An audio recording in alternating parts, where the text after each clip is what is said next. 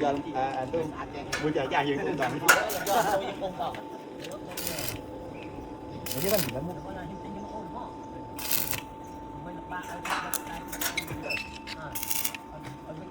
bay rồi kìa, ai ba nói vậy,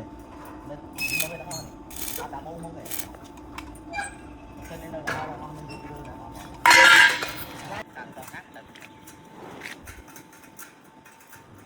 cái mà mình spin du luôn spin du chuột bắt ra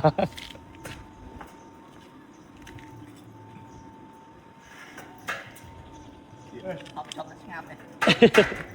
từ từ nào vào đâu đừng tết tết tết tết tết đeng đeng đeng đeng đeng đeng đeng đeng lek đeng lek đeng lek đeng lek đeng lek đeng lek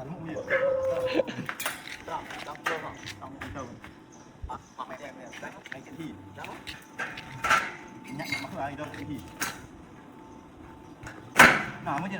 nào mua to lần, thì con là cua thêm gì,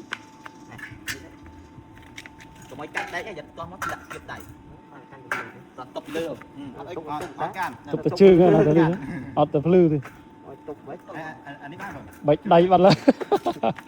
ọt tập lư đi cho mui đi canh đấy, mà thì đây nữa, đây pin này lại cái gì, đó đắng hết, cho đây nhỉ, con mấy gì, tiếp em rồi chưa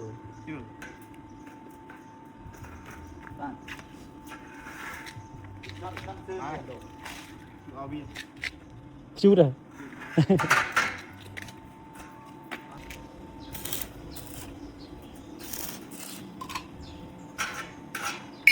bây giờ ta cái đánh nhà rồi,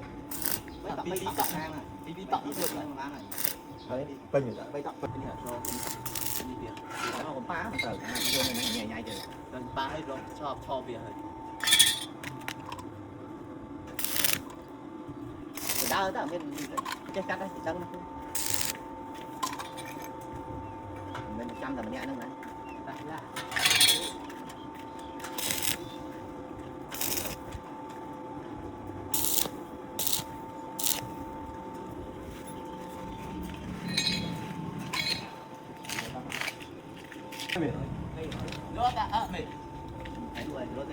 giờ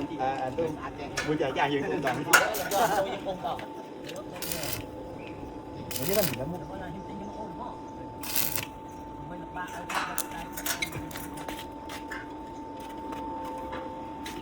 cái đỉnh lụa hay đào rồi nhưng mà mang rồi bay rồi kìa ai ba nói vậy nên nó mới đó đã mua không vậy cho nên là nó mình được đưa là